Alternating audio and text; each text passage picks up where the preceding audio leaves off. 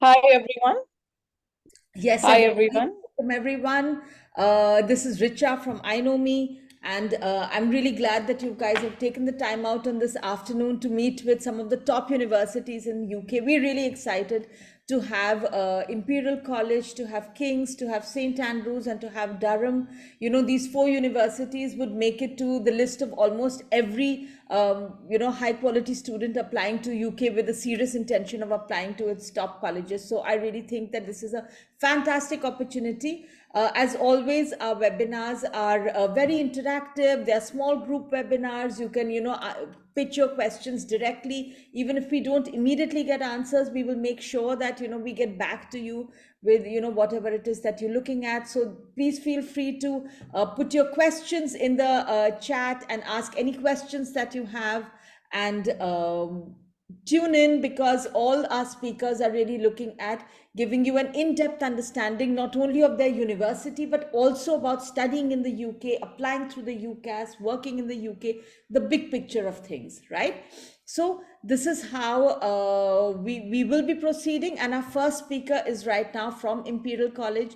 I'm really, really grateful to Samreen for making it here because she's not well, and despite that, she's really made herself available, and really grateful to you, Samreen. She'll be keeping her video off, but she's got these excellent slides for us and so much to tell us about Imperial. Over to you, Samreen. Thank you so much for having me, Richa. Hi everyone. My name is Samreen Khan and I represent Imperial College London in India, based at New Delhi through UKIBC. This is a new position and a new role with India Hub for Imperial College London, and I'm really excited to be a part of it. So now if you have any questions or queries, rather than waiting to get a response from an email from my colleagues in the UK, you can always reach out to me through Richa and the I Know Me team as well. So I'm going to keep it really brief today so that you get a gist of how competitive applications are made at colleges like ours, and where does the degree take you. Despite the fact that you all know that we are very well ranked, we're almost number one in various fields. It is important that how we demonstrate, how we teach, and where does it takes you in the world. So Imperial College London teaches in such a unique way that prepares you for the world of work. We do not think about doing things in a very generalized manner. Everything here is unique, and we'd like to position ourselves best for everything. So I'm going to tell you briefly about what makes a good application for Imperial College London. And to begin with, I'm just going to quickly open up a slide talking about UCAS application. Now, I'm sure all of you know what a UCAS a portal is. It's the Universities College Admission Services. If you are applying to universities in the UK, most of you will require to submit an application through UCAS. And for Imperial, this is the only way we will accept applications. It is a centralized system where you complete one application for up to 5 universities or 5 courses. You can apply to 2 to 3 courses for a particular university, but we'll talk in depth at what can do. I'm not going to go in too much detail with you at the moment because there is a fantastic counselor guide with you here at I Know Me who can help you. But I will be highlighting some of the dates. So applications for next academic year will open up in September, from 7th September onwards. So if you are looking to apply for next year, the Oxbridge deadlines have already gone by, which was 16th of October, and the medicine, dentistry, veterinary sciences as well. If you were to apply for medicine at Imperial College, then you can only make applications to 4 UK universities, and the fifth one can be an allied or related subject as well. For all other universities and courses, the deadline to apply is the last Wednesday in January. And as per next year, 2024, 31st Jan is the equal consideration deadline for the same. Now, I'm going to begin by talking about entry requirements because this is a key area, and I'm sure as it's an essential part of considering whether to apply for a subject to make sure that you meet the grade requirements in UCAS. Your teacher would be submitting your predicted grades in the final exams of what they believe you will achieve. Therefore, it is important to check not only that you're on the track to achieve the right grades, but also to ensure that you're taking the relevant subjects. For all courses at Imperial, there will be specific subjects that you'd need to take to have be considered for the eligible subject. For many courses at Imperial, this may be maths, physics, or a STEM-related subject. Our website has a fantastic resource which is clear that indicates these subjects and grades, what you are looking in your curriculum that you are taking. So as you can see on your screen, if you are from an A level, we're looking at triple A to A star A in a relevant subject area. And the website clearly indicates that what subject we are taking. For most of you, if you're taking up engineering, mathematics, or sciences, maths is an important and key subject. Maths or further maths at A star might be required for most of our courses. For IB students, the entry requirements can typically, minimum entry requirements range from 38 to 42 IB points, but typical offers can range from 42 to 44 as well, where we require the relevant HL subjects. Now, APs are not mandatory, especially if you are an IB or an A-level student, but we do recommend if you are a CBSE or ICSE student and you want to enhance your application, you can take up APs 3 to 5 subjects at grade 5. The most common one is the AP Calculus BC. For CBSE and ICSE students, the minimum entry requirement, depending on the course, range from 90 to 92%, with overall 90 to 95 in specific subjects. Now, remember, these are only the minimum entry criteria, and the typical offer range could go really up. Our course pages will also indicate if there are additional tests that you may need to take. This may be the STEP or MAT for computing or mathematics, or the BMAT or UCAT for medicine as well. So if nobody's around, then I think you should wait for the right doctor. Now it won't take much. I think, Richa, you need to mute. Romy, you need to mute yourself if we're talking to someone. I'm so sorry. But- So what makes a strong application beyond your grades? It is important to think about that. So the serious academic interest in a subject is extremely important. You need to demonstrate in your SOP that how you would qualify for the subject, what makes you passionate about the course. It is extremely important that we actually decipher your ability to think independently and critically, see your hands-on experience, any volunteering work, all the extracurricular or supercurricular activities that you take, you need to link it with your hands-on skills. What skills have they brought out to be a part of the course that you're going to be applying? Why are you an ideal candidate? You need to demonstrate that in your SOP. So the application is considered holistically, but from a US standpoint, where holistic means your character as a student or your extracurricular activities, unlike that, at Imperial, a holistic application means your grades, your SOP, your LOR. So what is a personal statement and how it is so important to submit your personal statement for an institution like ours? A personal statement is one of the most important parts of your UCAS application. And for a competitive institution like Imperial, it is important to note that the focus of your statement should be around why are you interested in the subject you're applying to? What have you done to demonstrate the same? Unlike if you're applying to a university in the US, which takes a holistic approach, as I mentioned, UK universities are looking for your passion and in the interest in the course specifically. So you can see a rough breakdown of what we recommend. 80 to 90% of your personal statement should be focused on the course, and the remaining could be focused on extracurricular activities. However, when we are talking about extracurricular activities, remember to think about what are you learning from those activities. For example, if you were a sports captain or a basketball player, is it the teamwork and the delegation? Or if you were doing a volunteering or a part-time activity, it is the time management. What have you learned from the activity that what you'd be able to demonstrate here? Remember to focus on the activity, the benefit of the activity, and the course of action that you're going to be taking as well. Now, there are certain things that you should consider while writing an SOP.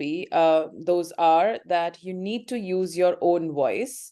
Avoid starting every paragraph with the sentence I. Be very selective with your examples. Make sure you're giving relevant examples because most of our courses would have interviews, and that is when you might be able to dwell deep up in your SOP as to what examples did you give. So be very, very sure that these are relevant examples, be concise. Obviously, use your own voice.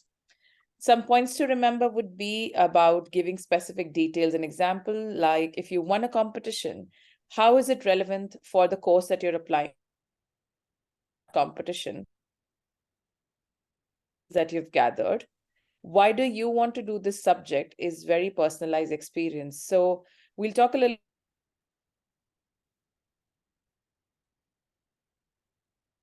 on the same as well. Are we losing Samreen's voice in the Yeah. middle, or is it just? Yes, I think there's a lag. Can you hear me now? Okay. Yes, Yes, we it's can better. hear you better now. Sorry. Yes, go on. Sorry. But we got what you said over there. And I just want to remind the participants that please share any questions you may have in the chat as we go along. Over to you, Samreen. Please carry on. Sure. So our admissions team will look at how you stand out of the crowd. I'm sure you understand we receive more applications for the number of places we have. How we can offer for the same predicted grades is through your SOP. We look for specialized information.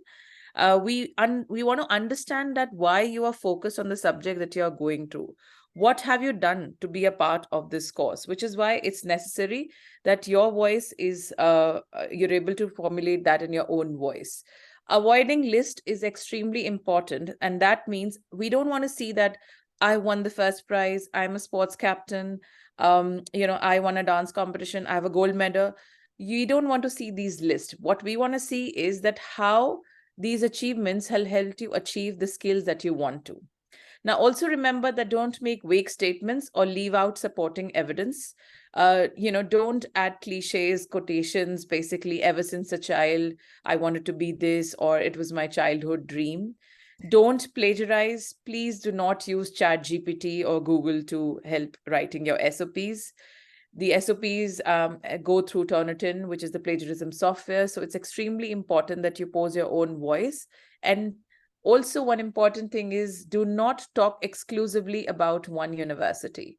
I'm sure you know, as I mentioned, in UCAS, you can apply up to 5 UK universities. So in order to impress one particular university, remember that all of us can say this, see the same SOP.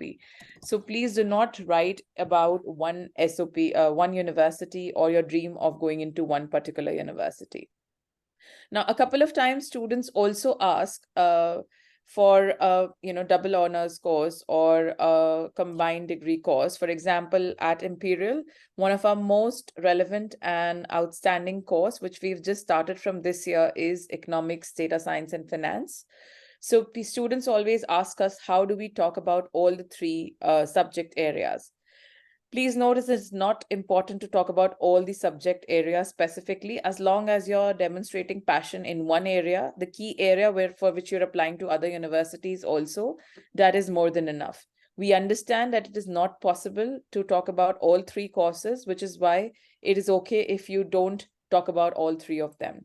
But definitely talk about the key area that you're applying for in different universities as well. Now, as I talked about supercurricular activities, this is one of the key things that an institution like ours is looking for. What do you mean by supercurricular activities? If people here don't know, these are the activities which are outside your curriculum. These are the activities which, that's outside your school curriculum and support your interest. This can range in various forms, such as TED Talks, podcasts, sample lectures that if you had a guest lecture from somebody, exhibitions that you attended, documentaries, problem-solving skills, any literature that you've read. I met a couple of students 3 days ago, and I was talking to a student interested in aerospace engineering, and he actually told me why his interest got about. And it was during the time that he started watching this series called Air Crash Investigation that hooked him on, and he watched like all series, and that's how his interest of becoming an aeronautical engineer came about. One of our students, Rashi, she's a medical student, exemplary student. She's currently in year 2. And as soon as I joined Imperial, I was there in the college for about 3 weeks ago.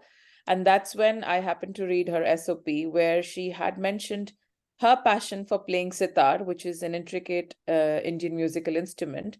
She has linked the fact that the same in precision, the time management, and the dexterity she needs to play sitar is the same that she'd be needing, the same patience to do surgeries, the same level of time management and patience to look after her patients. So try linking your skills from your extracurricular, your supercurriculars, in your SOP with the course that you are going for. I hope I'm not going too fast, Romy. No, you're doing well. That's fine. It's fine, absolutely. Very clear. It's absolutely clear. Great. So this is a wonderful aerial shot of our lovely campus of Imperial. As you can see, this is the main campus for us here at Imperial. We are based in the heart of South Kensington. It is a very green area of London. You can see the beautiful Hyde Park in the background. Can anybody identify the dome-like building in the background? Yes. Yes. Yeah. Can you tell me what it is? It's in anybody the guess? left. It's in the left upper corner. Yeah. Do you know what is that? It's the Royal not- Albert Hall. Is it the Royal Albert? Yeah, so that's the Royal Albert Hall where you would graduate. And if you happen to live next door at the Beath Quad and you get a window at your room, you can also see a lot of red carpet action. So we are a campus university. So as an undergraduate, this is the area you'll be mostly spending your time at. We were founded in 1907, very mid-sized university, but very unique because we're the only university in the UK to focus entirely in STEM subjects. So that is natural sciences, medicine, engineering at an undergraduate level, and one business course, which is the newest course, economics, data science, and finance. So we bring together students from around the world, and around 62% of our students are international. We're looking to develop in areas of research, work in industry or innovation, but are extremely focused on STEM subjects overall. Now, in our Faculty of Engineering, students don't have any general engineering courses. Students come to us to specialize in one of our 10 distinct engineering disciplines. We have everything from aeronautics through design engineering, mechanical, or material. So if you're interested in engineering, chances are something will be there to interest you. Now, to support our students, we have fantastic facilities that undergraduates will be using. For example, a 4-story carbon capture plant for chemical engineers, flight simulators for our aeronautics students, aerodrome to build and test drones, state-of-the-art facilities. We have an astrophysics observatory, supercomputers. We have a constructarium site where our civil engineering students build real buildings at the time. The research our students and researchers are focused around the real world issues, and sustainability is huge focus for Imperial community. And one of the exciting inventions currently that our professors are undergoing in civil engineering is a new permeable concrete, which will capture the rainwater that permeates through the concrete to be collected with the issue of flooding and water provisions. Also, we did our first womb transplant a couple of weeks ago. And our aeronautics and mechanical engineering students helped launch the JUICY spacecraft in the icy moons of Jupiter to find out whether there's water on those moons with the help of magnetometer. So there's always some exciting research that is going on. And though we are a STEM-focused university, there are ways to tailor your degree to suit your interests further. Whether it will be a year in industry or a year abroad, many of our courses have an option to take up modules outside your curriculum, which is called the I Explore modules in the year 3 to broaden your horizons. And a couple of examples of those modules could be music technology, sustainability, politics. You could be a physicist, but a poet also. How to be happy is one of the modules as well. So there's really everything for somebody that they can choose out. We want to make sure that all our students are able to use our equipments as well. So we've opened up a number of hack spaces for our students across the university to make use. So any student can go to the campus and use things like 3D printers, laser cutters, biolabs, co-working spaces. And so we have an enterprise lab to help develop businesses. Once you've created the products within the hack space, you'll be able to develop the brand, marketing, and gain mentorship from industries. And there's also a chance that you could meet across students from various departments to collaborate and build businesses. And unlike the US, we also help students to patent their ideas. And in the last year, we'd supported more than 51 startup companies that led to 85 million raised in funding. So if you're looking for a STEM-focused degree with real innovation, I definitely encourage you to look at Imperial. Now, yes, it is expensive. It is not a cheap proposition or economical proposition. However, the return on investment is actually really great. I was talking to a student when I joined. He's an intern, and turns out within 15 days, he earns more than me what I make in a month. So I think that was commendable. So our tuition fee ranges from 29 to 43,000 pounds. And for medicine, it can range from 50 to 65K. The cost of living in London is at a higher, cost, 13 to 1,500 pounds per month. But students can live frugally also if they want. There are lots of student discounts that take place. You can live on a sharing basis. You can live in communal houses. So there's a lot of research that you should be doing before applying to university as well. Now, we offer a very limited range of undergraduate scholarships, unfortunately. And currently, the only scholarship that we offer is the IB scholarship of £5,000. You don't need to make a separate application. We will consider an application automatically once you apply through UCAS and is offered a place. Finally, we're just not academic. We do have lots of fun also. So we have more than 350 clubs and societies that you can be a part of. We have anything and everything from sports to basically, different things, project-based. We have a great Indian society that you can be a part of as well. And there's something called the East Meets West competition, which is the longest running show in London and a society. This is the 32nd year, and it's a lot of fun, a lot of Bollywood drama, fashion, etc. We have a dedicated career service, student well-being support, and we guarantee students accommodation for the first year as well. So that's my information on the screen. If you do have questions, I'm based out of New Delhi. You can reach to me directly at india@imperial.ac.uk. And I'm just going to close by leaving this page on for additional resources, and happy to take any questions now. Thank you so much. Thank you, Samreen. Thank you for enlightening all of us on the interesting and very intensive STEM courses that Imperial offers, along with the beautiful environment and where the students can be a part of. We have a few questions just for you. Would you like me to read it out, if that's okay? Sure, and I'll try my best to answer them. Yes. So first question that I would say that we have the student asking, can you tell us a bit more about economics, data science, and finance, specifically the kind and level of math required, which is calculus intensive or applied or statistics intensive? Is it more about creating data science tools or using them to analyze data, and balance between 3 subject areas during the course?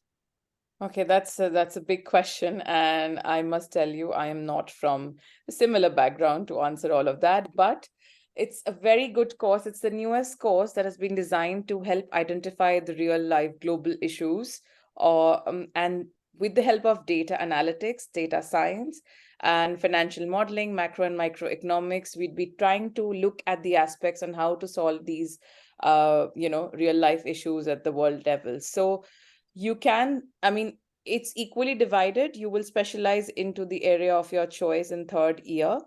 And yes, we require mathematics for this as well. So if you are, we would require a high mathematics degree for the same. Okay. So the specific question was how much of the calculus part of math is required? How do you? It's probably. So it depends which board are you doing? Like, is there any IB. specific board? IB. So for IB students, so if you're doing IB, then we look at a 7 in mathematics. So we accept both AA and AI as well. And what about the CBSE, applied and standard? Yes, so we would look at maths at an HL level. Now that can be AA or AI both. So both of the syllabus are accepted. That's for IB. What if a student is from CBSE? So from CBSE, we look at the core maths modules as well, because CBSE can only have like one mathematics, right? Yes. So we'd look at a 92 to 95% roughly. All right. So my the next question that we have is for medical degrees, what subjects are needed and what grades? Like, do they need PCB altogether? So unfortunately, we do not accept CBSE and ICSE for our medicine program, the MBBS program. At an IB level, we would require a minimum. Now, I'm talking about minimum entry. Typical can increase, obviously, a 6 in biology and a 6 in chemistry. Whereas at A levels, we would require a A in biology, A in chemistry, and A in a third subject. Okay, so again, those are minimum entry requirements. The typical entry requirements always exceed. And then there is a UCAT from this year onwards as well. Just a clarification on that. You said only IB students you take. So the IB students IB and A levels.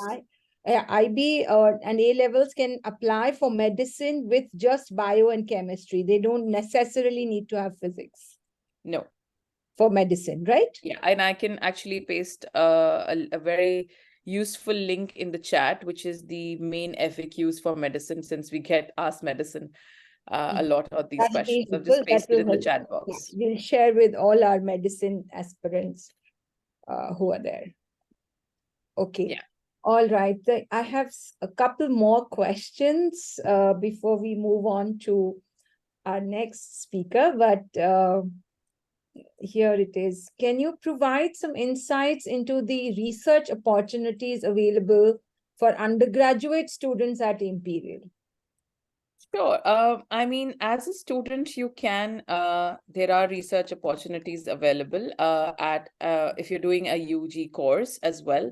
Now, we have something called IROP, which is International Research Opportunity, which is offered to students where you get a chance to spend 8 weeks at one of the Imperial's partner universities. And I can paste the link for it in the same information box. But at an undergraduate level, there is so much to do. You know, during your degree that students may not find the time, which is why we have the IROP opportunity also, where you get to spend 8 weeks at a partner institution. So you may want to look at that. I'm just going to paste the link in the chat box as well. That'll be wonderful. Okay, I have another question, which is very Imperial specific, is that I have heard that Imperial has a dedicated aeronautical engineering course, which is not the case in Oxford and Cambridge. How likely students can find internships in aeronautical companies during the program? So that's a great question, because we have an MEng program with a year in industry, which makes it a 5-year program, where after the third year, after the second year, you actually will do a year in industry. And we have great partnerships as well. With various industry partners. So we have Rolls-Royce for jet engine arenas, we have Boeing partnership. So there's a lot of opportunity with the dedicated career service team and the networking. A lot of companies come in to do networking with the students to tell them that what are these opportunities. We also have another course which might be of interest for such students, which is the aeronautics with spacecraft engineering. And as I just told you, we helped launched a spacecraft, the icy moons of Jupiter. So that's what our students do. So students do get a placement, and that's a wonderful opportunity to, you know, enhance their profile. And by the end, some of our students also get a job on a conditional basis just before they finish the degrees. So when they finish their degrees, they already have a job in hand. All And right. again, if you go to the website, click on the Department of Aeronautical Engineering, and at the top, go to the department and then people and jobs. You can actually see the internships available. You can actually see the careers where our students have gone. So I would recommend that students definitely dive deep into the website, because that's where most of our information is. And most of the information I will also give you will be from those web pages. All right. I think one last question and then we move on. We have one question on what subjects and grades are required for engineering courses, specifically for aeronautical. And So in for case of aeronautical, IB students, for IB Okay. students for aeronautical, what specific subjects are required? So typically for an IB minimum entry standard, we look at 40 IB points, which should include 7 in mathematics at an AA level. We don't accept AI over here, and a Okay. 7 in physics. Those would be the entry requirements. The typical offer can range from 42 to 44 IB points as well. Now, we do have an admission test and an interview both for this particular program. Quite a Okay. competitive program on the basis of the data set I have. All The application to place ratio is 11:1. So for each application, each seat, there are 11 applications. And the department intake is expected to be around 134. All right, perfect. I think that's about Imperial for now. There might be more questions which you can answer in the chat box. And thank you so much, Samreen, for being with us today despite your challenges. And we really appreciate it. And we might just keep coming back to you with more questions from our students in the future too. And today, and thanks once again, and greetings of the festive season. And we move on to Thank you so Durham much. University. Durham University. That's also, you've been a part of that, Samreen. Oh, Right? it's my alma mater. So yeah. Yes. Yeah. Very excited to hear from Matt then. Yes, right. And we have Mr. Matthew Jarvis from Durham today, and who would be telling us more about the university and specifically how does, how the student experiences there. So over to Mr. Matthew here. Thank you so much for joining in. Hi, everyone. Thanks for having me. It's a pleasure to be here and to speak to everyone. Thanks for the opportunity. I have shared my screen. Are you able to see that? Yes, Yeah. We are able. Is it the PowerPoint you can see, yeah, with my name? Yes. Fantastic. Yeah. Okay, great.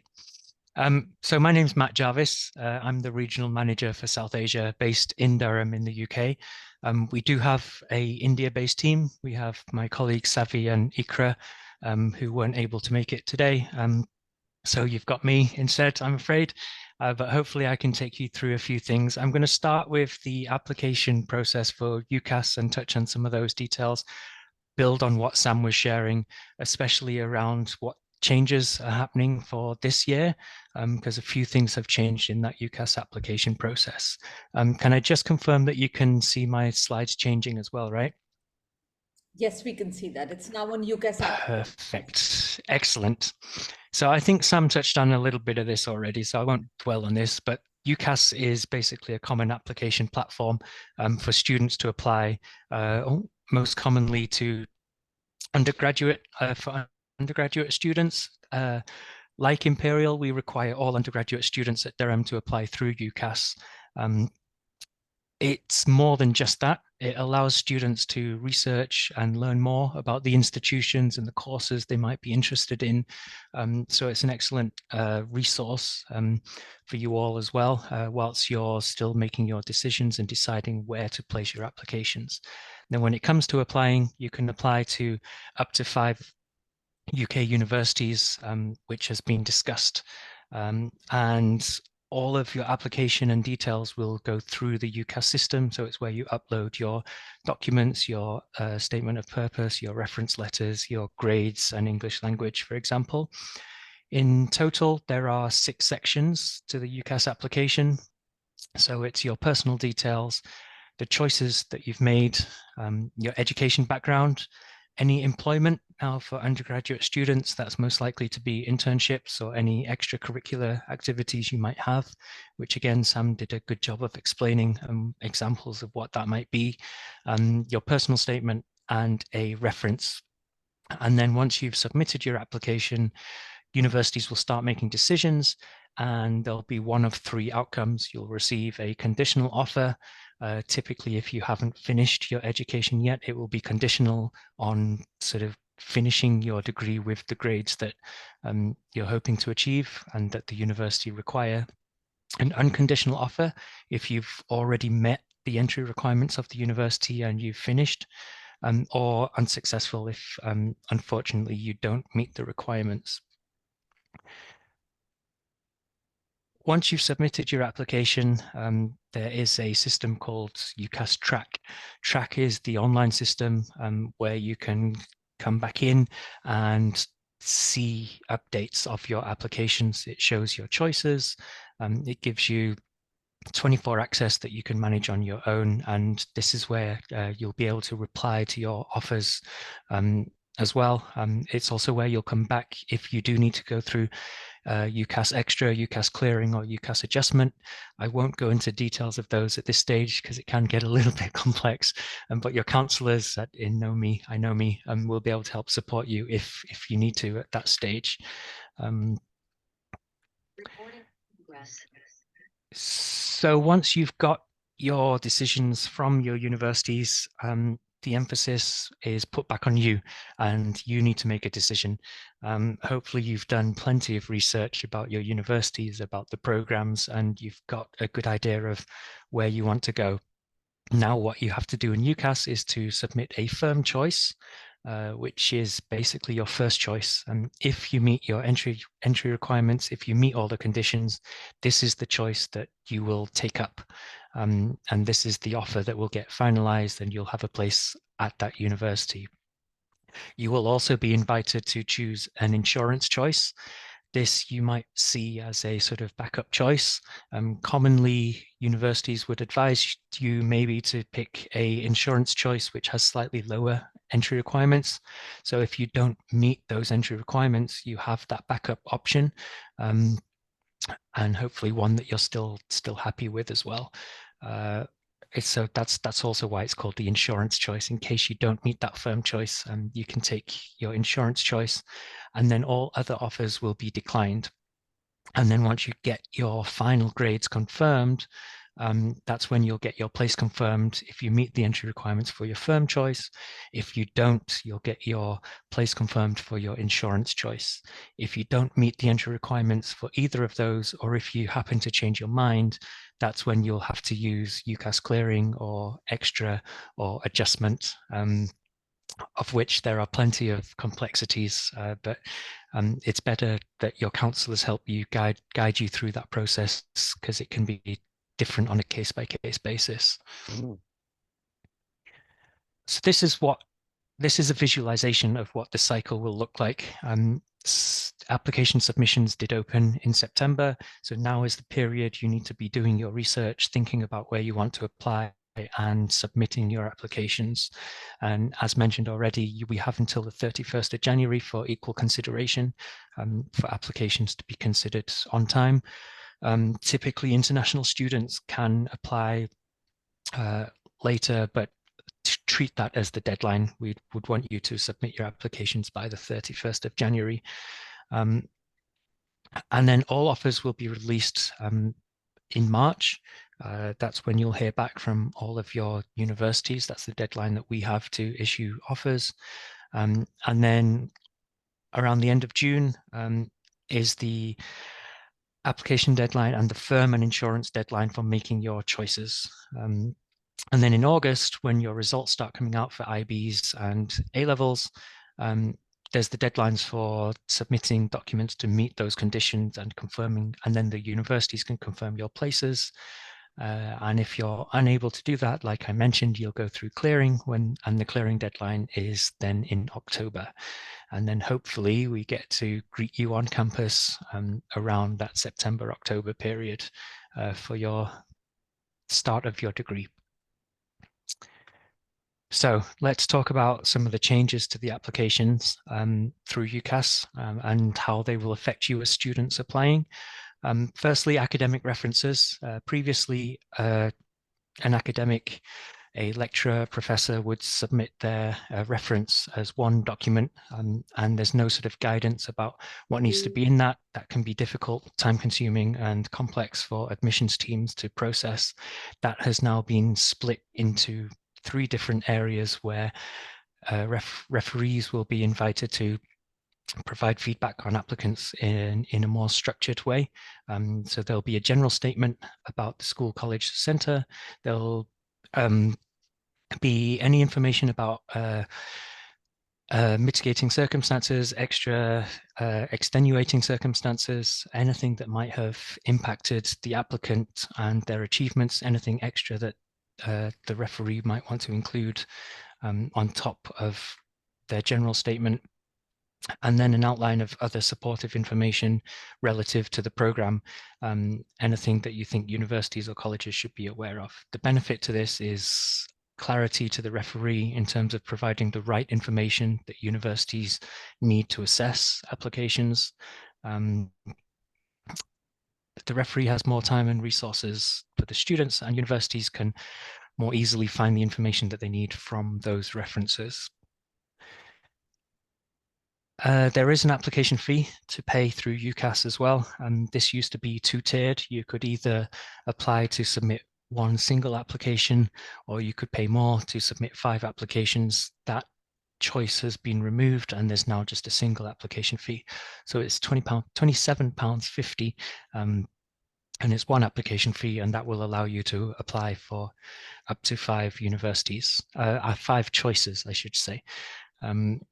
And that will give you access to all of the UCAS systems and processes like Extra and Clearing and Plus. There's been some changes to the gender question to provide more inclusivity, with 2 new options added, where students have the option to choose use another term other than the initial man and woman, or you can choose opt to say I prefer not to say, to give students that extra inclusivity options. And there's a student access to grades tools. This shares information on course level information and the grades students hold when entering higher level. Sorry, I'm just reading the information off the slide. These are not particularly interesting. I haven't been through this process yet, but the benefit you gain from this, it will help give you more information to allow you to make better informed decisions. And it will encourage you to find options that you may not have realized being open to you. So it will give you an idea about typical offers that universities make. So the grades that universities would typically make offers on. So it might give you a better idea about, based on your grades or your expected grades, your chances of receiving an offer, basically. And that should give you better transparency and clarity over the choices that you make. It might help you make a decision as to maybe try for a university that you might not have tried if you've realized that sometimes the university make an offer that's close to what you're expecting, or it might make you realize that you don't have a great chance on this program. It might be better in your interest to go for a different program. And that's the UCAS section of this. I'd like to take a moment also to speak about Durham University. Like Imperial and the other universities on this panel, we are a university that has a very strong reputation, especially in the UK, but also globally. We're recognized in a number of rankings, top 10 in the UK, top 100 worldwide. We're a top 50 world ranked for employer reputation.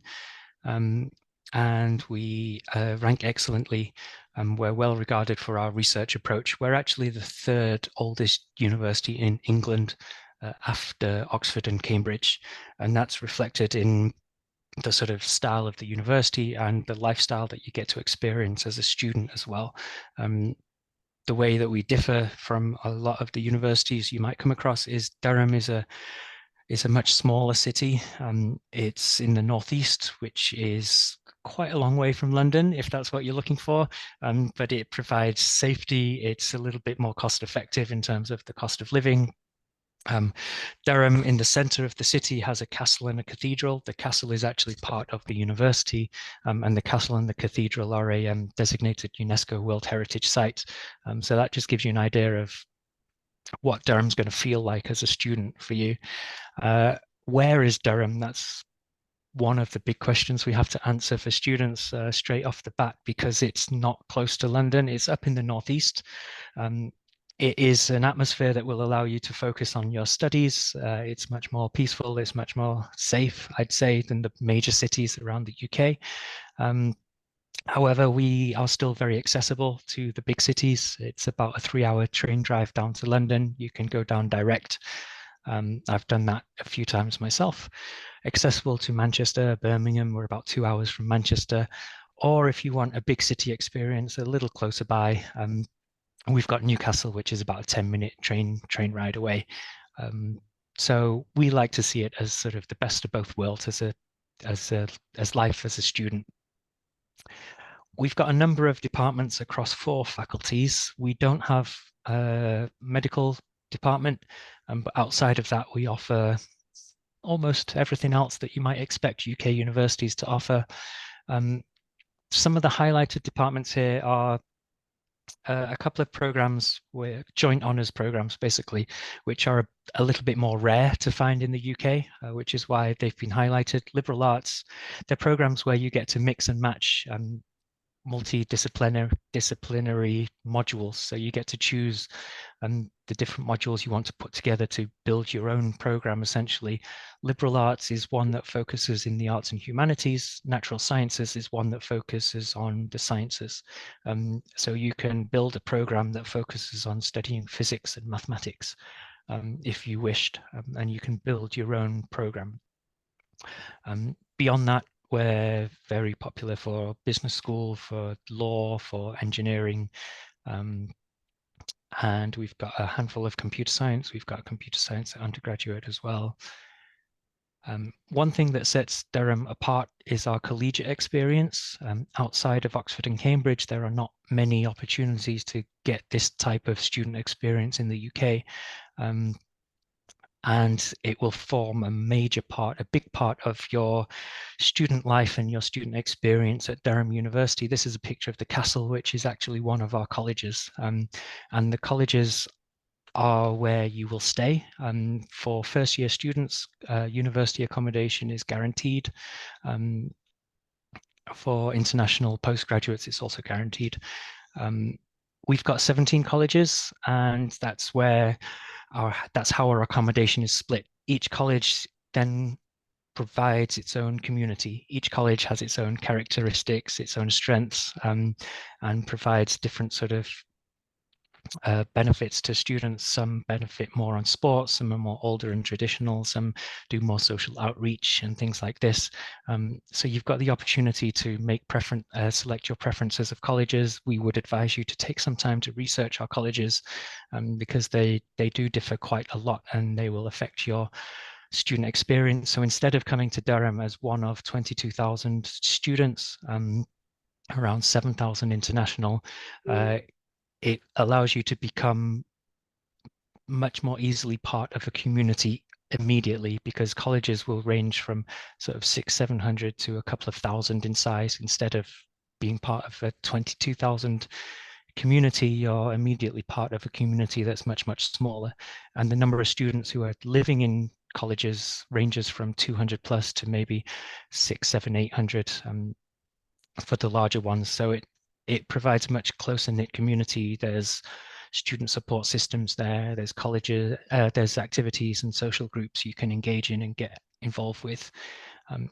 We've got dedicated careers teams. I won't dwell on this too much. Most universities in the UK will have this, but we've got excellent graduate employment rates. We are ranked 7th in the UK for graduate prospects. We're ranked top 100, almost top 50 for employer reputation globally as well. So it's something that we're really proud of. Again, most universities will have this, but a dedicated careers and enterprise team that will support you throughout your studies and beyond your studies. We have regular events like Imperial touched on. Employers will come to campus, try and engage with students. It's not just a chance for students to speak to prospective employers, it's a chance for employers to find the best students who would possibly be some of their best employees as well. And here's a snapshot of some of the companies that our graduates have gone on to work for. I'm sure the panel here are all top UK universities and they can brag something similar, but it gives you an idea of some of the opportunities that are open to students coming to study at the top UK universities. And I think we're pretty good for time, so I will wrap things up there. Like I said, my name is Matt Jarvis. I'm based in the UK. I'm the regional manager. We do have a team. I've got Savi and Ikra based in India as well. So I've put up their contact details on screen there. Do let us know if you have any questions. I will also try and answer any questions now if you have any.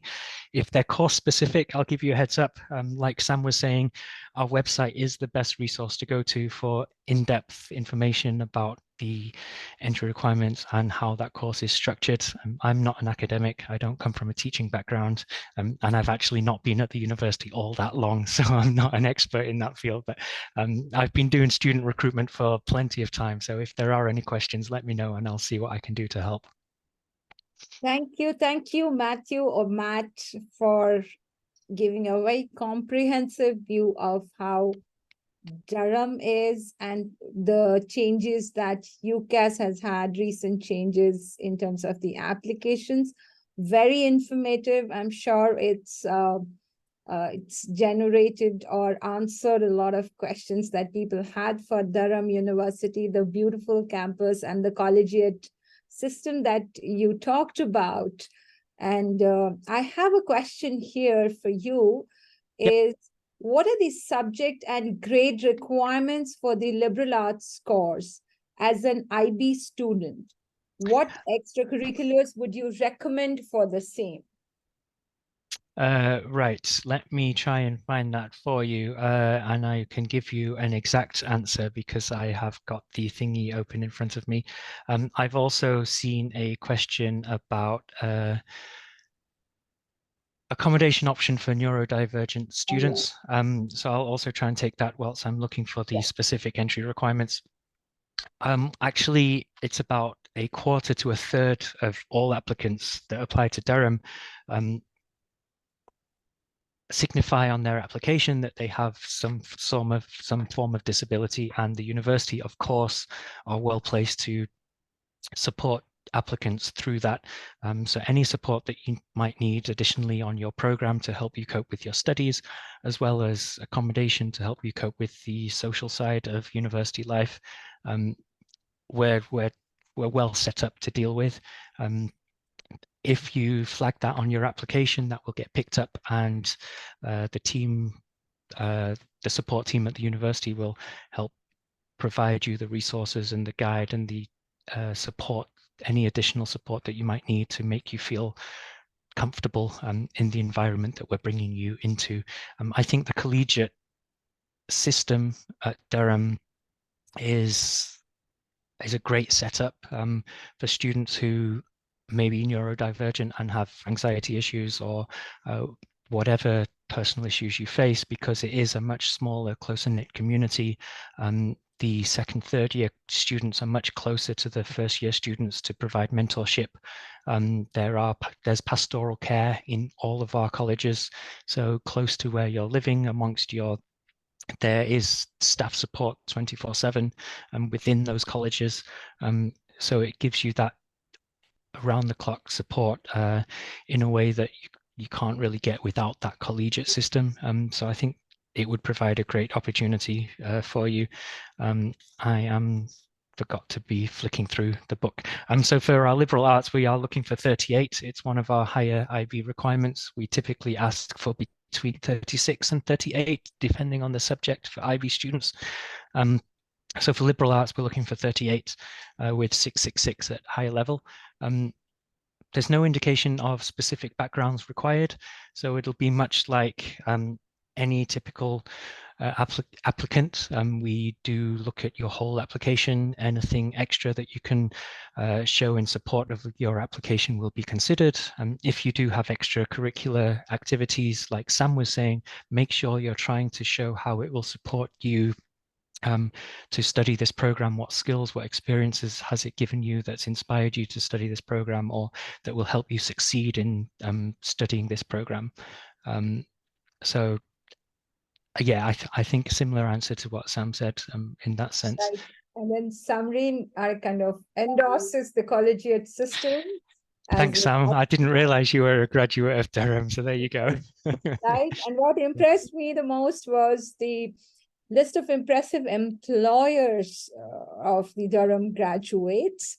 Yeah, and I'll be completely honest, you've got a panel of top UK universities here, and we'll all be able to boast something similar. But I think what that slide allowed us to do is sort of visualize some of those opportunities. But yeah, we do pride ourselves on our employment and our employability.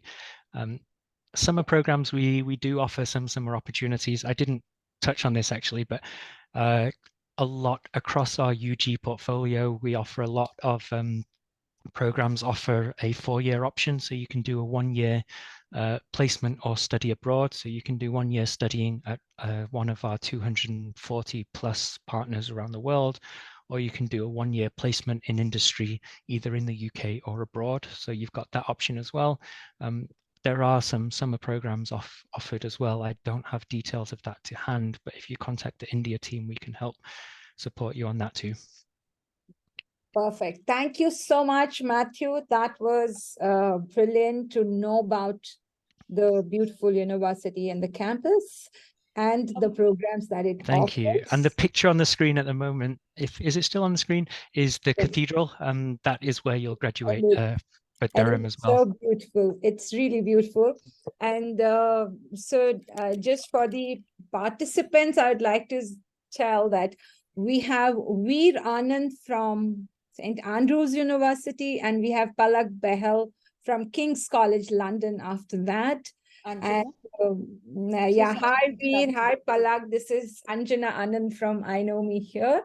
And yes, it was answered, Richa. Perfect. Yeah, great. Yeah, it was. Matthew took this up. Yes. Wonderful. And so we move on to Vir Anand. Thank you, Vir, for joining us.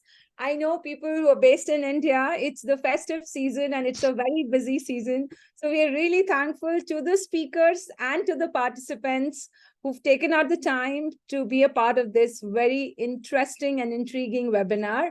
So thank you, Vir. Vir is going to tell us all about the great university in the beautiful Scotland, St. Andrews, and its flexible degree program. So over to you, Vir. Thank you again. Yeah, no, thank you. Happy to be here. Just checking that my slides are visible. Yes, they are. Okay. Yes. But no, actually, sorry, I think I read the memo wrong. So I'm not actually speaking a lot about St. Andrews today. Because I'm focusing people know on a lot about it. It's so I'm focusing on really the 4-year degree structure which Scotland has, and then of course, if there's any time later, I'm happy to answer St. Andrews specific questions also. But so no, thank you for the introduction. That's me. I wear 2 hats today actually. So I am an alum of St. Andrews myself. So I was there for my undergrad degree. I was there from 2012 till about 2016. So I did my undergrad degree there. Prior to that, I'm from Delhi originally, so I went to the Shriram school, not too far, I guess, from where Inomi sits. So it's been a journey that I've been through. I applied to all the different options in the UCAS, and then I applied to the United States as well. So I'm quite happy to talk about my own experiences, and I generally tend to deviate from slides also. So so please forgive me for that and bring me back on track. But I then worked in London. I was working for a analytics consulting firm. We were consulting the Lloyd's Commercial Bank, and then I then joined the university back in, and it's been about 7 years in different capacities, and now obviously look after the region and a little bit around India also. So so I'm happy to share my experiences. My email is there, and what I'm really going to focus today is about the 4-year degree structure that Scotland has. Now, keep in mind that each Scottish university might have a slightly different way of doing things, but generally the flexibility and breadth that the 4-year system brings is common to Scotland. So St. Andrews has it, but it is a Scottish degree structure that I'm going to be talking about.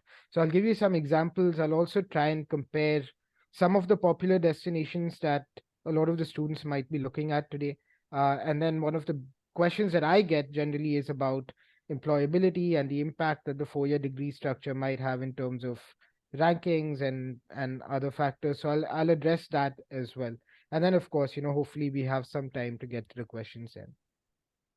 So when we talk about the degree structures generally relevant in the world today, and I'm generalizing here because the United States alone has close to 4,000 different universities. So when we talk about the degree structure, we're looking at England or what we have in India today in most cases is a 3-year program.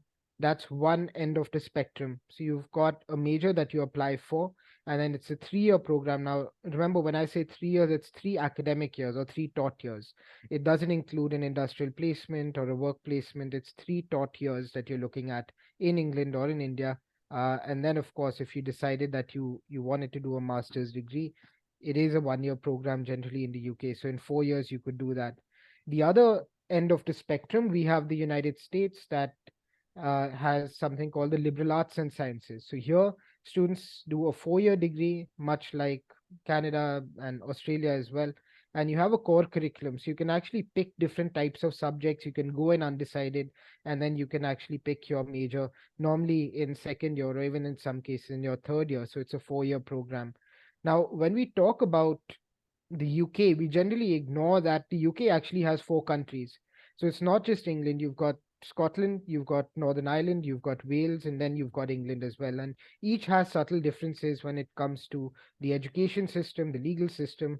And so it's something that students might want to keep in mind. And I myself didn't know when I was applying to the UK that, you would have a 4-year system with flexibility and breadth that I was looking at. And so I was looking at the United States, particularly for that kind of flexibility. And I didn't realize at the time that it was available in the UK, and Scotland gives you that. So it allows you to pick a major that you still apply through the UCAS, but you actually have the ability to take 2 more subjects.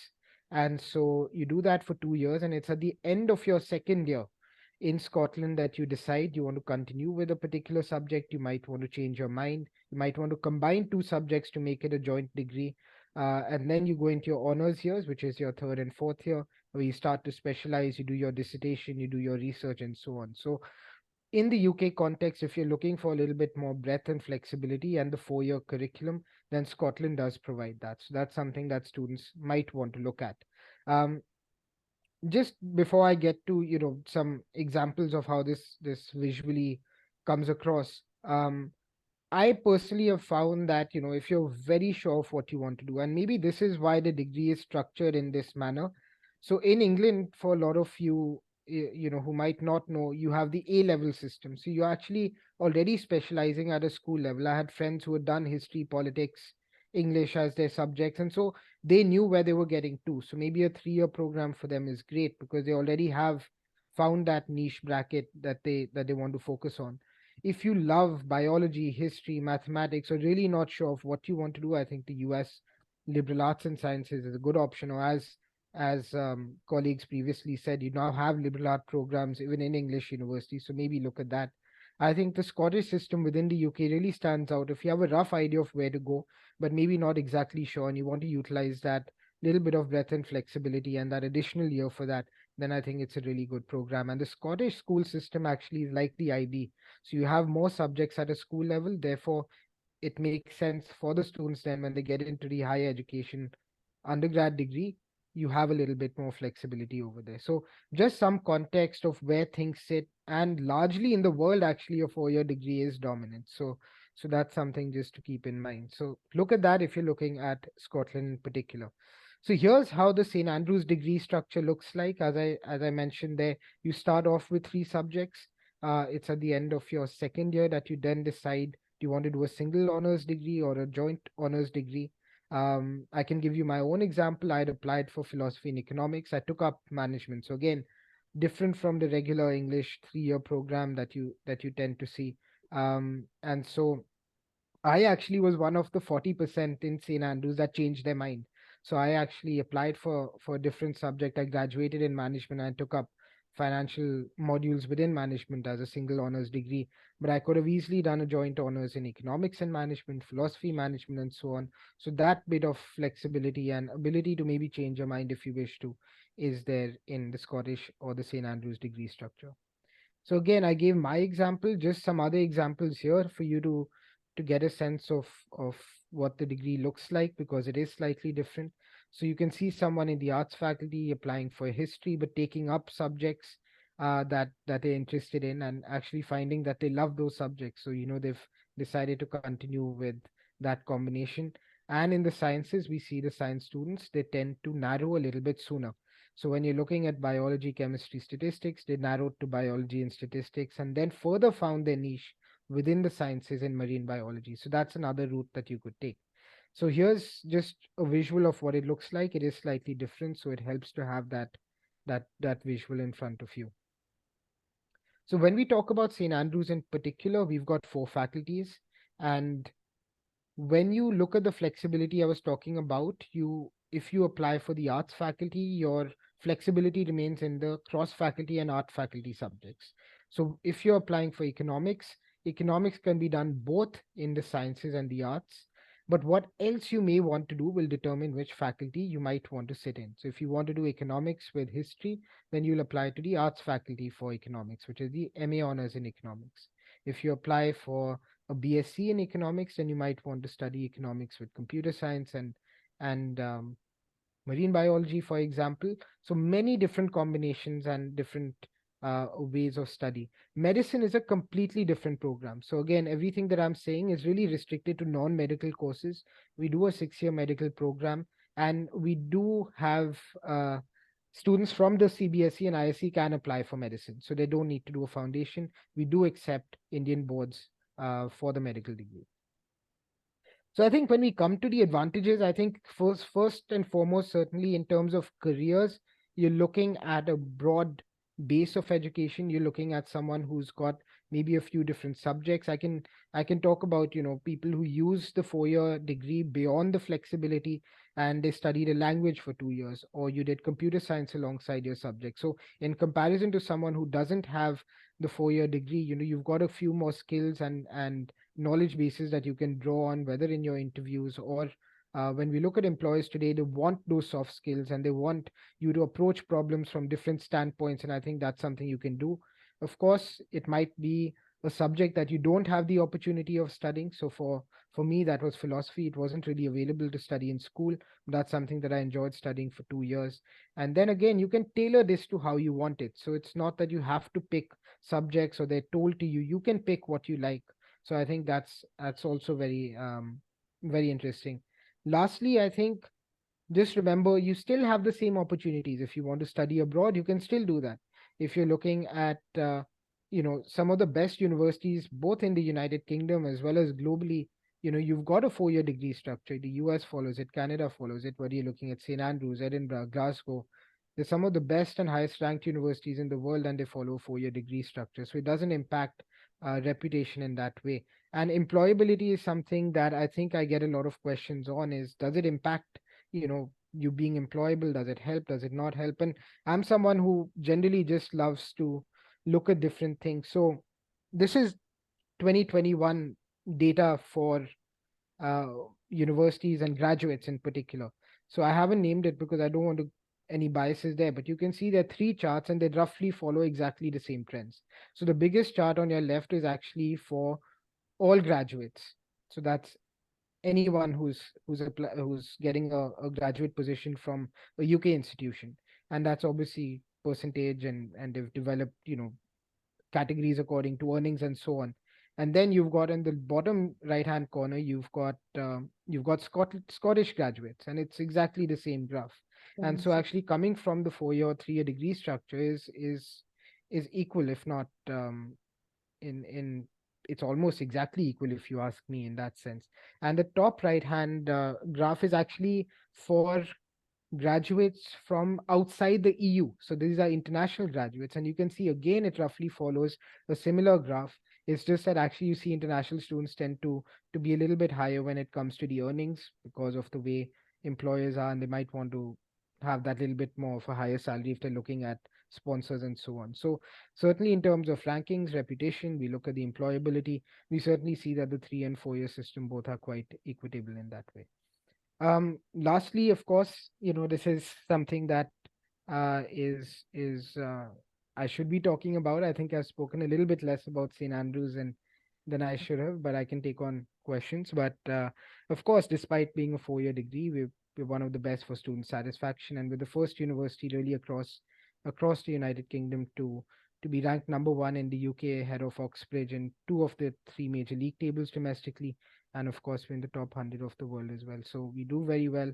But it's a lovely close-knit society. I was very lucky to have benefited from going there, and obviously I love to see others do the same. So when we talk about how to apply, I know that we just had a session on that, so I'm not getting into detail and repeating information, but it's important to know that Scotland also follows the UCAS. So if you are applying to Scottish universities or St. Andrews, even though it's a 4 year degree structure, everything that has been said by other colleagues is the same. For Indian students at St. Andrews, we strongly encourage them to apply before the 30th of November. Of course, the equal consideration deadline is there, but we tend to see spaces fill up. We follow a rolling admissions process. So try and apply by the 30th of November if you can. And really focusing on an academically written subject-specific person statement, which Palak will talk about later as well. Lastly, requirements-wise, I know that this is a question that a lot of you might ask me. Please look at individual subject pages. Each subject will have a different requirement, but generally we look at least a minimum 90% across all your subjects as an average for the CBSE ISC. If you're looking at IB, the range tends to be 36 to 38. Most will be 38. And these are minimum requirements. So like Samreen was saying earlier, it doesn't mean you get entry. These are sort of the basic standard requirements that we look at. So really important to look at the subject pages so you know exactly what you need to be eligible for the particular subject that you're applying for. So I'll stop with that, and hopefully I have kept the time and we have time for some questions.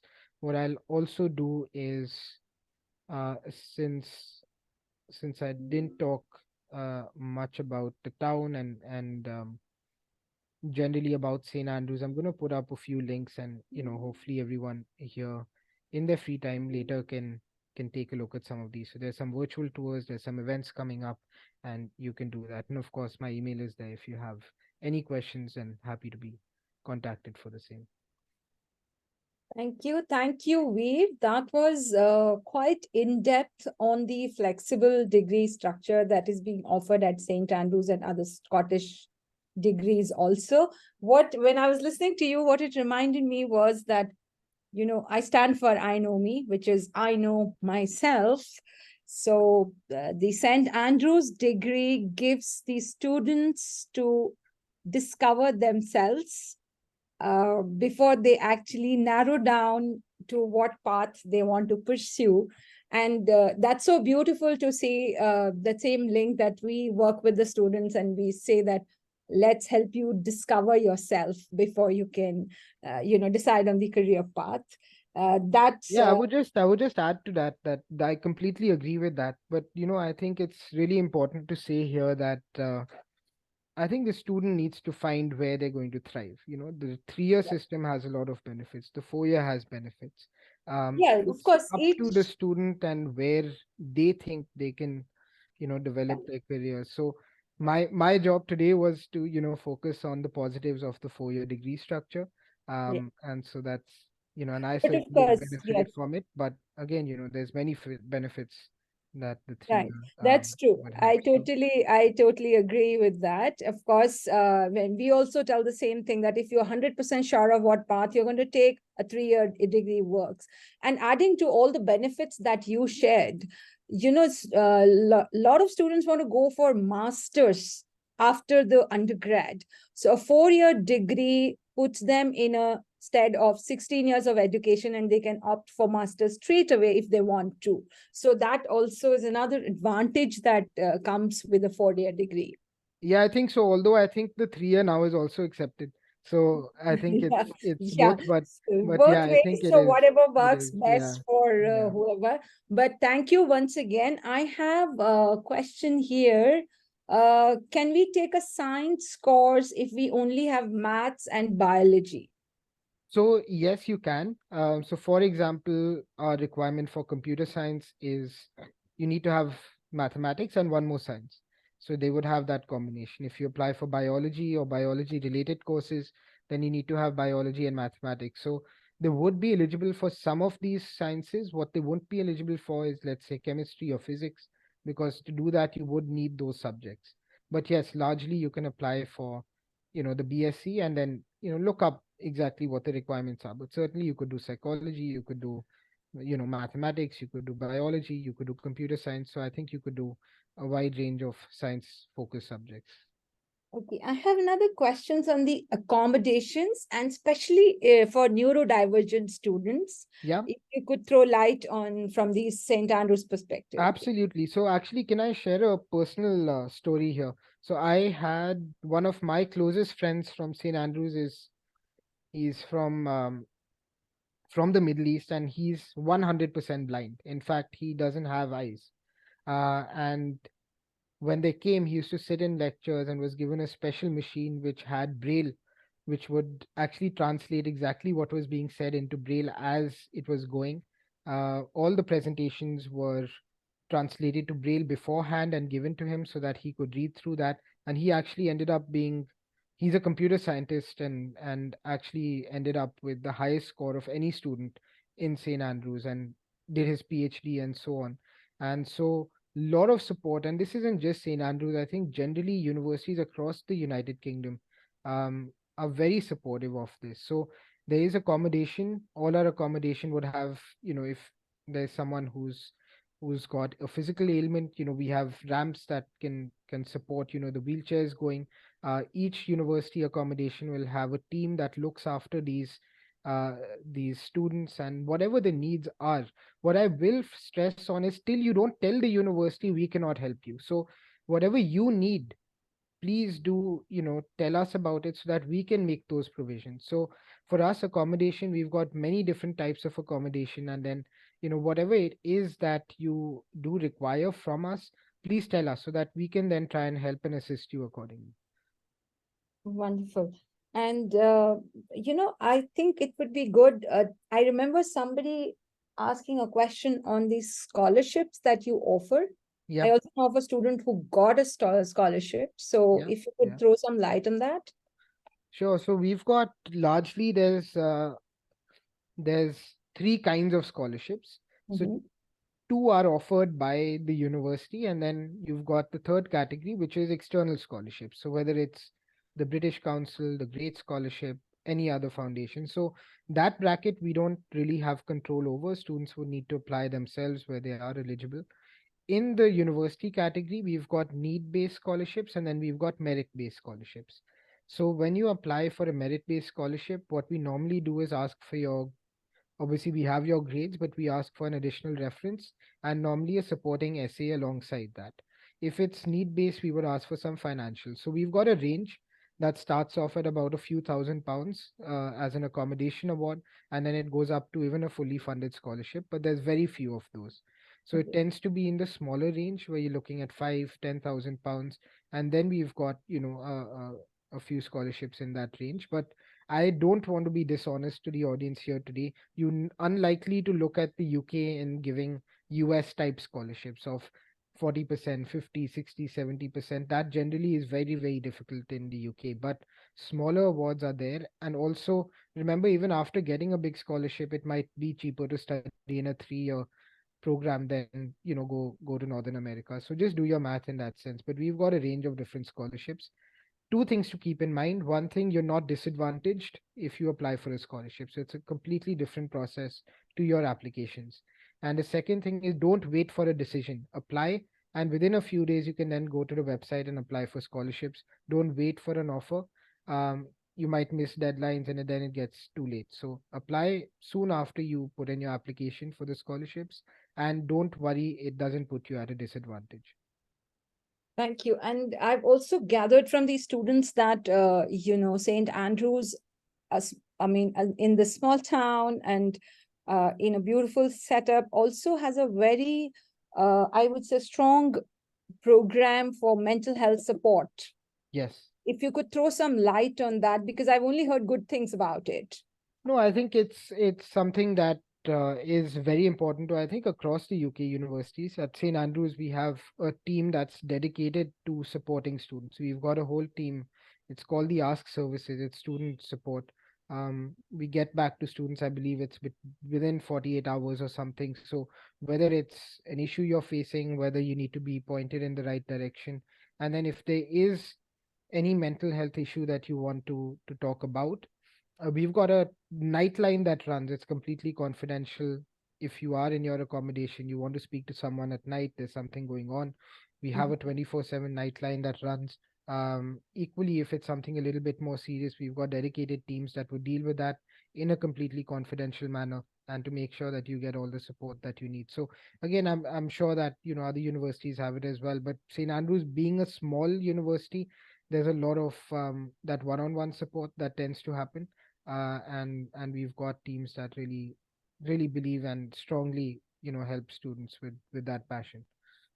All right. One last question on the deadline. So the application deadline remains 31st January, or is there an early one also? No, so 31st, we've got the UCAS equal consideration deadline. That's the same for everyone. Only Oxbridge and medical students apply in the middle of October. Having said that, we do really strongly have our own internal, if you want to call it in US terminology, first gate or early, whatever you want to call it. But 30th November is where we strongly encourage applicants to apply by, because the later you apply, let's say you apply towards the end of Jan, we've already started making offers. So we find that we've got some really bright students, and then there's it's just less competitive the later you leave it. So 30th November is what we suggest to Indian students, is if unless they've got a very strong reason to delay it, try and apply by then. Of course, if you want to apply after, you can do that, but that's what we really recommend to be most competitive. Thank you so much, Vir. So thank you for that very comprehensive presentation on flexible degree option and all about St. Andrews. So that was Vir Anand from St. Andrews on the St. Andrews University and all the great programs and scholarships and that it offers. And remember the 30th November deadline. That's for all the students who are aiming for St. Andrews. Do put in your application by November 30th. So now we move on to Palak Behl from King's College London. And Palak, we have Palak here. Yes. Yeah. Hi, Palak. Welcome again. So thank you so much for joining us. And Palak will be giving us more insights on how to write the most effective personal statement. Right, Palak? Thank you once again, and over to you. Thank you. Thank you so much for introduction. So I know it's evening in India. It's just too excited for festivities, so I won't take a lot of time. So the memo said to focus more on the personal statement bit. So I'll restrict King's information to as short as possible, just to set some context. And I mean, the website is pretty friendly to have all of this information. So I will try to focus more on personal statements, and of course, keep some time at the end for questions. So please feel free to ask any big, small questions that you have today for King's.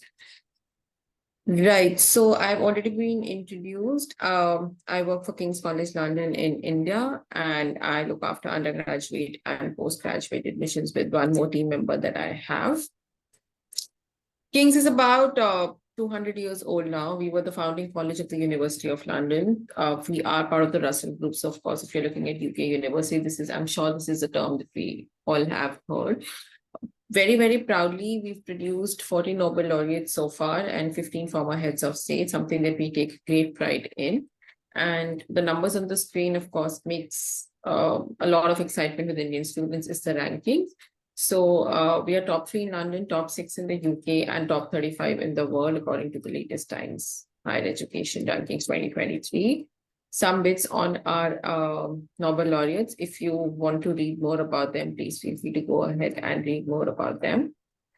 I'll take about 30 to 40 seconds to explain this slide. This is one of my favorite slides to speak about. This is our location. So King's, of course, is known to be one of the most centrally located universities, not just in the UK, but across the world as well.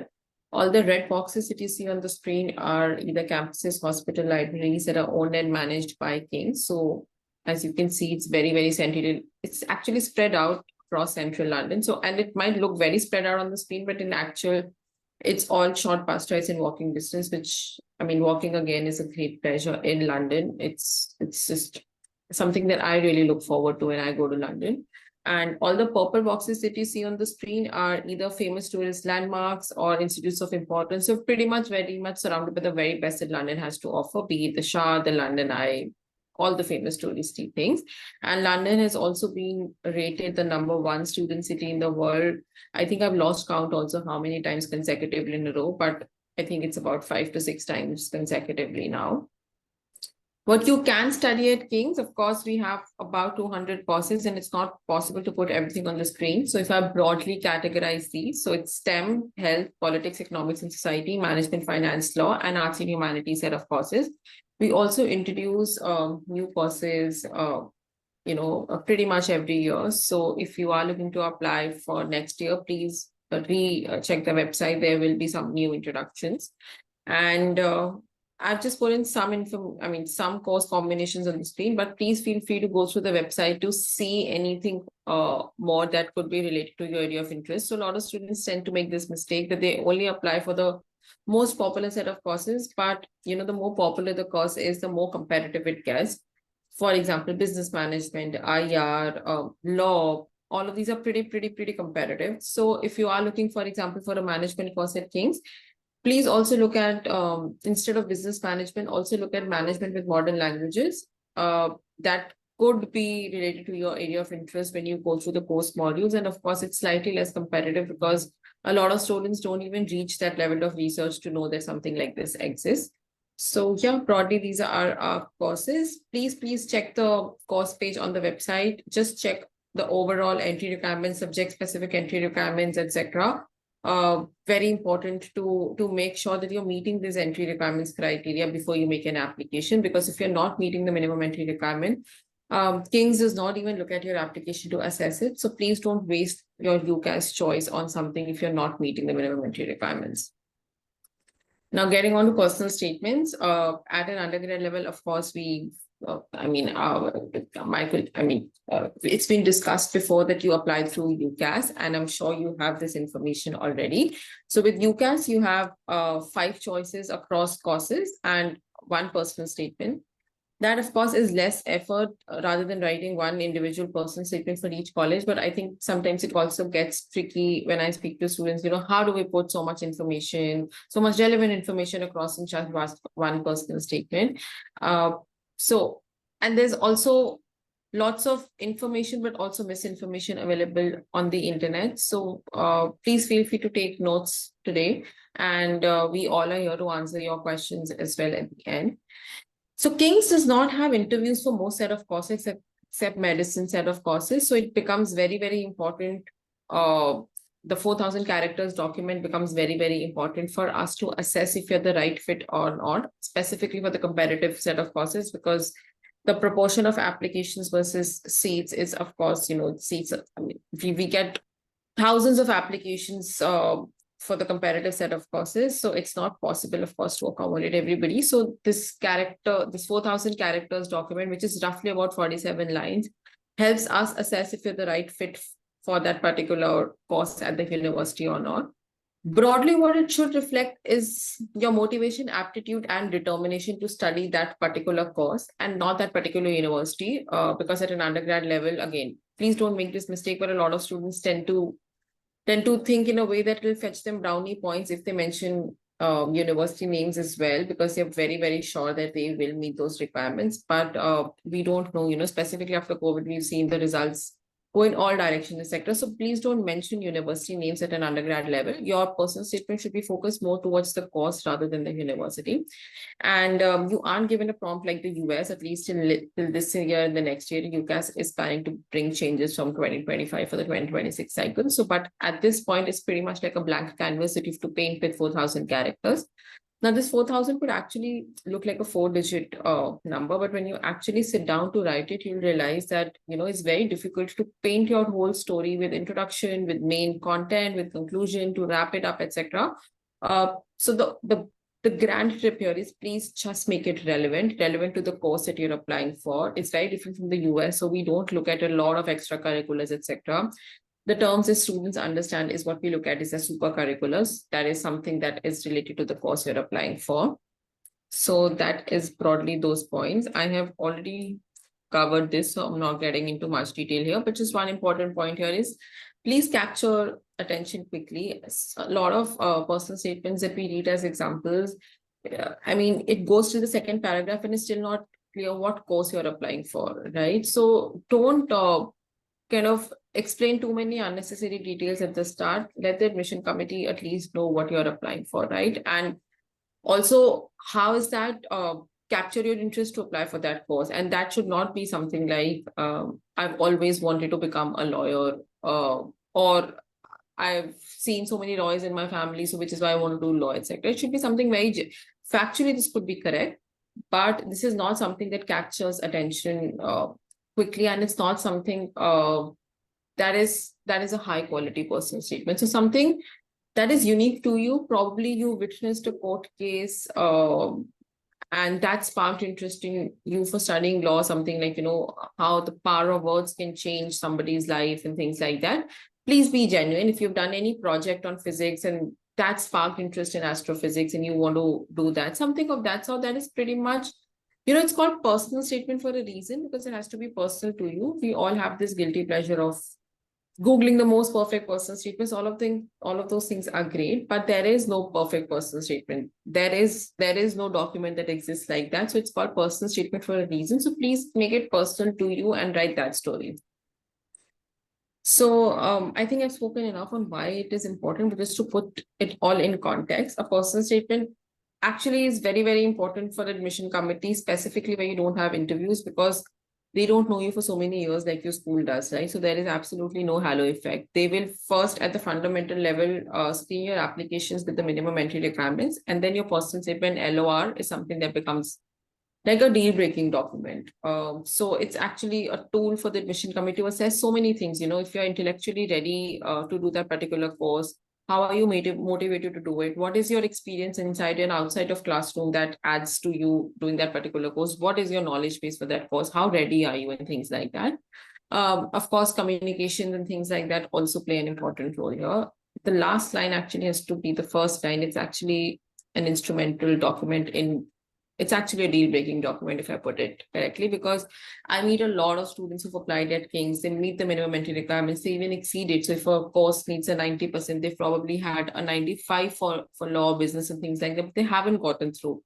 That is because their personal statement did not meet the competitiveness level, right? So your personal statements is very, very important. Scores is absolutely important for level 1, because if you don't meet the minimum entry requirement scores, irrespective of how fantastic your personal statement is, that doesn't help, right? Okay, so how you can structure the personal statement, this is of course not set in stone, it's just a reference point. So 4 to 5 paragraphs is something that you can look at. Start with an introduction. Conclusion is equally important. You have to tie it back. It needs to wrap up to like a good story. And then in the middle 2-3 paragraphs, put across what you've done inside or outside of classroom, what's your academic interest been, any further experience with internships and all of those things. But please, the fundamental point is it needs to be relevant to the course. So UK looks like, UK looks for more academic personal statement, which means if you're applying for a physics course and if you're a national level badminton player, my suggestion would be don't put it. If you can draw synergies from your experiences, like somebody was mentioning at the start, if you are if you are probably a chess player and you're applying for a business management course, if you can draw synergies with something like strategy and things like that, then you go ahead and put it, but only put in relevant things. Okay, so like I said, it's pretty much like a blank canvas. There are no building questions given to you. Now, how you can start is with fundamental questions. Ask yourself these questions. Now, these might look very trivial at this point, but when you actually sit down to reflect on these, you'll realize that, you know, you have to go levels deeper in your thought process to figure out answers for these. So why you've chosen this particular subjects, what have you done inside and outside of classroom? Any experiences that you've done that relates to this particular subject, and what would you like to do after your degree? Now, this is of course not something that we expect all undergraduate students to know what they would want to know after, but if you have this, if you can connect it, then why you want to do this particular course that adds as a bridge to your employment, now that is good. UCAS also has a very good personal statement builder tool, so please explore that as well. There's lots of information available on the internet. And I know the favorite one these days is ChatGPT, but universities are becoming a level smarter. I was attending a presentation the other day and they mentioned that, of course, not naming the university, but they have a software called Zero ChatGPT, which will cancel out everything that you've written using ChatGPT. So do not plagiarize your statements, etc. It's all okay to take references. It's all okay to take some certain examples on structuring and things like that, but don't exactly copy it. Every year I see UCAS sending warning emails to students of how plagiarized their personal statement is, and it's a big offense in the UK. So please don't take inspiration, but don't exactly plagiarize. A good way I usually recommend students for personal statements is please speak to current students who've got into the university. It could be your school seniors, it could be your cousins. Just randomly connect to those college students on LinkedIn. They'll be able to help you. If you're applying for a business personal statement, see students who are doing business management course, and you can probably ask them if they read a certain book on business, or if they did a certain online course in business, or if they watched a certain TED talk and they got inspired and they wrote that in their personal statement, that could possibly help you. So be specific on your research as well. Now, opening statements that you can possibly avoid, I think I've spoken about these, but please don't use cliche quotes. Education is the most powerful weapon to change the world and things like that. This does not represent a high quality personal statement. You can use quotes, but that are, very, very well quoted and specific to the course that you're applying for. Probably if you're applying for a physics course, if there's any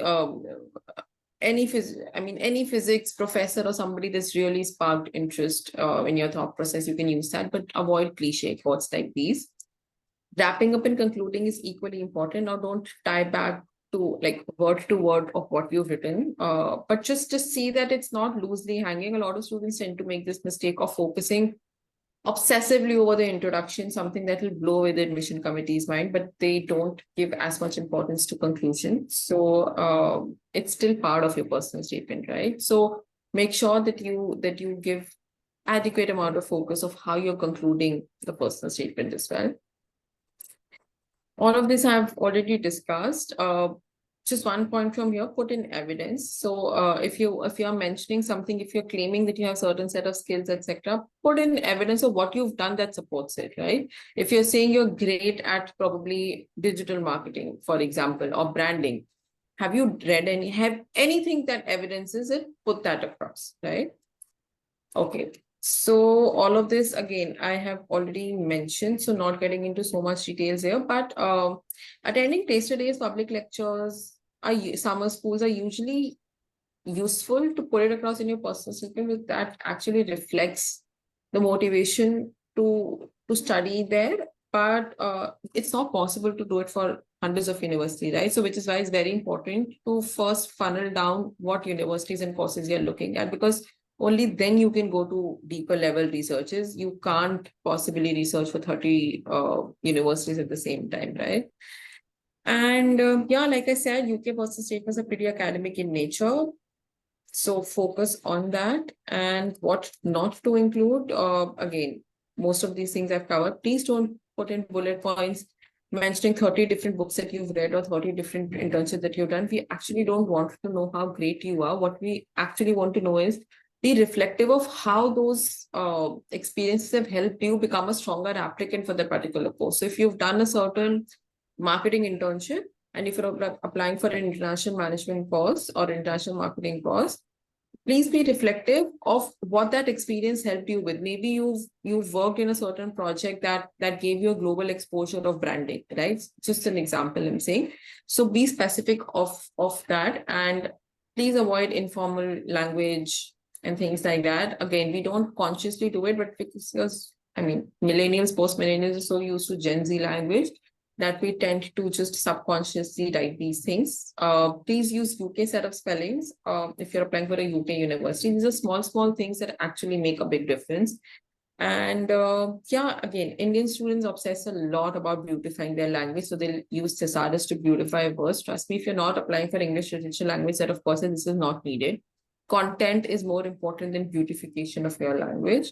And please don't lie and exaggerate. I've always wanted to become a lawyer since I was in kindergarten, things like that. This is actually a lot of exaggeration, and the admission committee reads tons and tons of personal statement in a day. So they'll realize very quickly if this is a genuine personal statement or not.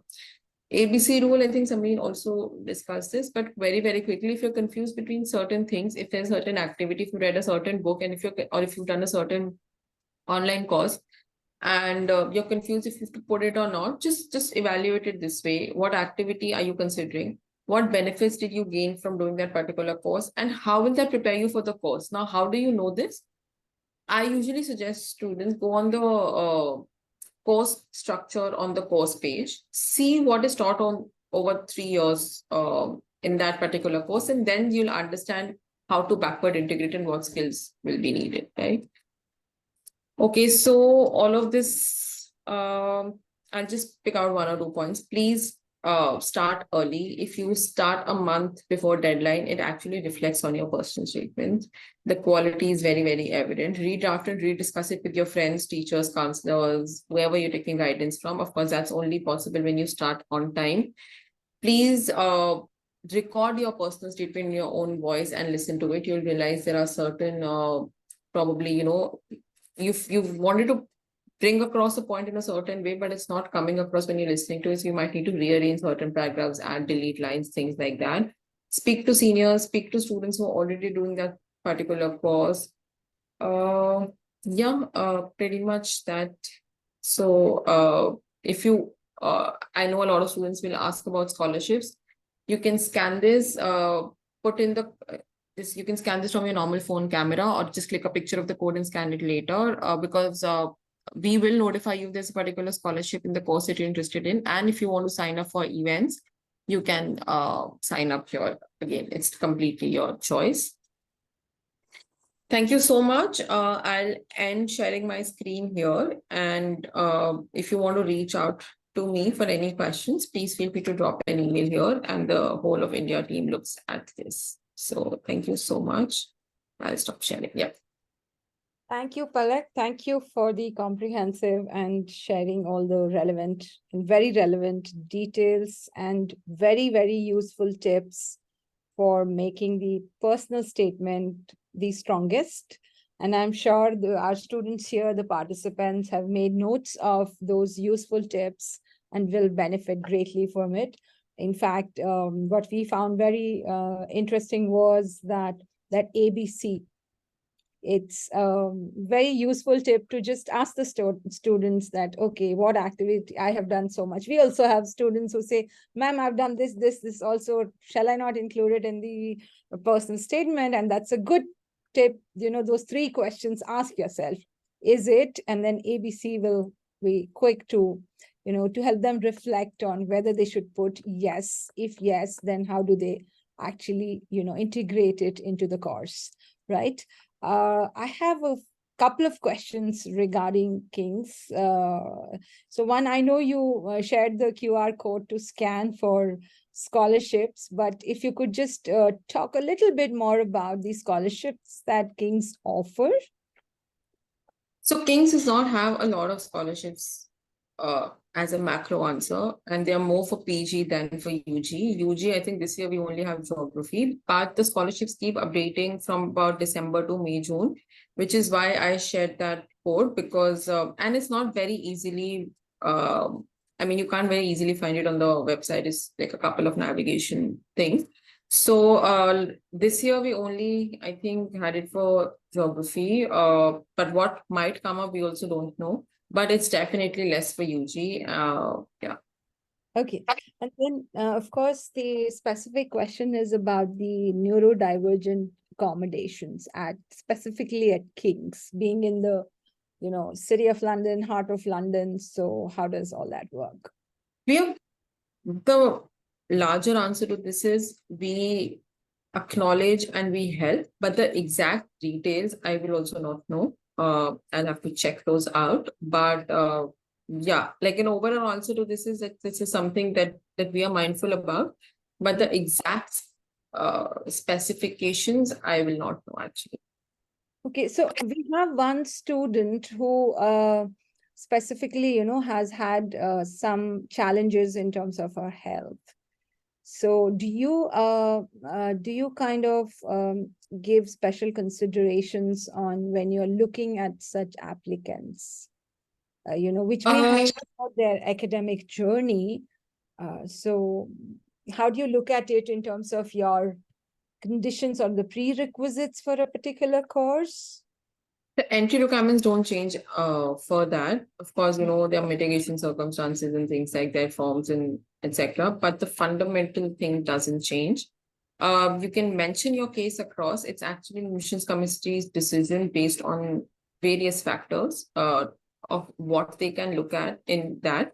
But again, we are mindful of that. But there is nothing listed. Okay.